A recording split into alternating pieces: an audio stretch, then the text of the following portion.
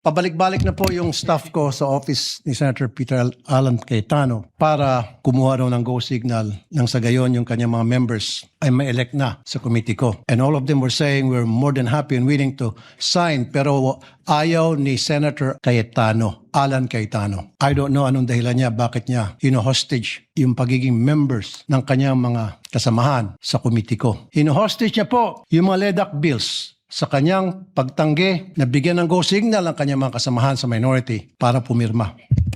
Mr. President, sana makarating to kay Senator Alan Peter Cayetano. Madali niyo naman akong tanungin, alam niyo naman kapatid ko si Alan, kung gusto niyo may iparating. Huwag na ho kayo magdrama ng mga pa-hostage. Hindi ho tayo ganito dito. Wala ho akong naalalang ganun magsalita dito sa Senate for the 19 years that I've been a senator. Ubusin ko muna yung tawa ko.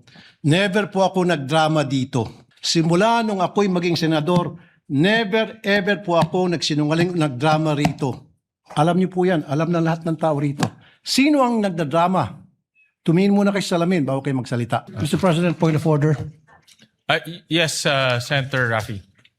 What's the pleasure of Senator Raffy Tulfo? Mr. President, in the past few weeks, I have coordinated with the Office of the Majority Leader regarding the membership of the committees I hold as chairman.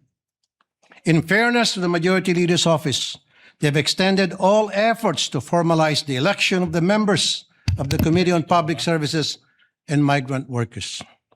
What disturbs me is that it is the inaction of the Minority Floor Leader to confirm these memberships that holds important LEDAC bills hostage, such as the Department of Water, crucial franchise bills, and the OFW reintegration bills.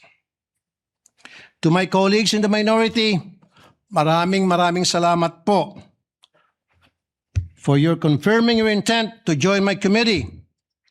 But to the minority leader, my good friend, Senator Alan Peter Cayetano, it is time that we cooperate so that we may get back to legislating.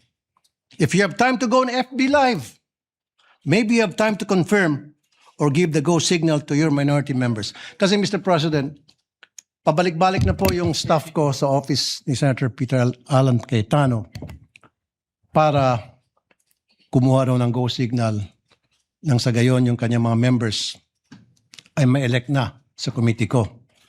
And all of them were saying we're more than happy and willing to sign, pero ayaw ni Senator Cayetano, Alan Cayetano. I don't know anong dahilan niya, bakit niya hostage yung pagiging members ng kanyang mga kasamahan sa committee ko. Hostage niya po yung mga LEDAC bills sa kanyang pagtanggi na bigyan ng go signal ang kanyang mga kasamahan sa minority para pumirma. Mr. President, sana makarating to kay Senator Alan Peter Cayetano. Kanina sana kausapin ko po siya, kaso wala po siya dito ngayon. Therefore, I have no choice para dalhin to sa floor. Maraming salamat, Mr. President. Senator Raffy, thank you for that reminder. In fact, we have 32 committees that have yet to be fully convened. Kulang pa ho tayo ng mga members. And we would like to request later on, me and the Majority Leader would coordinate and talk to our minority leader to provide us with the list of members to fully complete the 32 committees. We recognize Senator Pia Cayetano. Thank you, Mr. Senate President. Actually, I don't really have to stand anymore because the Senate President already responded in the manner that I believe is becoming of the Senate. Senator Tulfo, madali niyo naman akong tanungin, alam niyo naman kapatid ko si Alan, kung gusto niyo may iparating. Huwag na ho kayo magdrama ng mga pa-hostage. Hindi ho tayo ganito dito. And I certainly hope, that you don't set a precedent kasi I don't know the Senate President to be that way. I don't know the Majority Floor Leader to be that way. He happens to be seated beside the former Senate President. The Minority Floor Leader doesn't happen to be here. I can talk to him. Pag in-ignore niya kayo and the next day, wala pa rin, then sige, sabihin niyo yung gusto niyo. Pero huwag naman sanang ganun. Wala ko akong naalalang ganun magsalita dito sa Senate for the 19 years that I've been a senator. Yun lang naman po. Thank you, Mr. Senate President. What's the pleasure of Senator Raffy Tulfo? Sandali, Mr. President, ubusin ko muna yung tawa ko. Never po ako nagdrama dito. Simula nung ako'y maging senador, never ever po ako nagdrama rito. Halugugin niyo po yung mga post sa social media. Never niyo ako nakita nagdrama o ginamit to para mag-grandstanding. Alam niyo po yan. Alam ng lahat ng tao rito. Sino ang nagdadrama? Tumingin muna kayo sa salamin bago kayo magsalita. Salamat po. Pareho naman pong majority and minority gusto ng mag-focus sa trabaho. Yeah. At kanina ho, natapos na ho natin yung anti-hospital detention na napakaganda po yung debate at pag-amenda. At naniniwala po ako na mabubuon rin natin itong mga committees natin sa pamamagitan ng coordination between yours truly and the majority leader. Yeah, Mr. President, we'll just both reach out to our dear friend, Yes. the minority floor leader. He hasn't been feeling well, so let's give him. We'll reach out to him. We'll reach out to him, and by tomorrow we can settle this issue and elect already the members of the minority. Correct.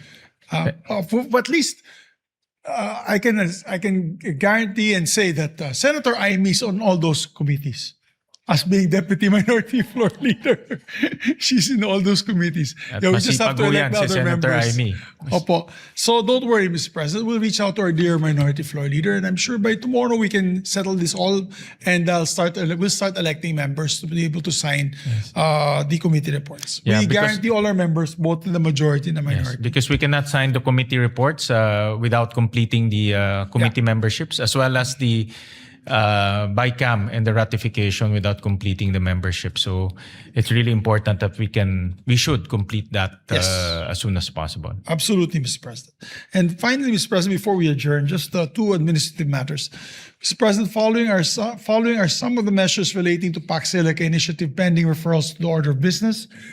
Under resolution number PSR number 547, introduced by Senator Amy Marcos, and PS resolution number 571, introduced by Senator Raffy Tulfo, with the consent of the body, I move that PS resolution number 547 and 571, together with PS resolution number 541, titled Resolution Directing the Senate Committee on Environment, and Natural Resources and Climate Change to conduct an inquiry in aid of legislation into the nationwide practice of illegal wastewater discharge and improper septic waste disposal, be included and taken up in the hearing of the Committee on the Environment, and Natural Resources and Climate Change to be held this Friday, August 14, 2026.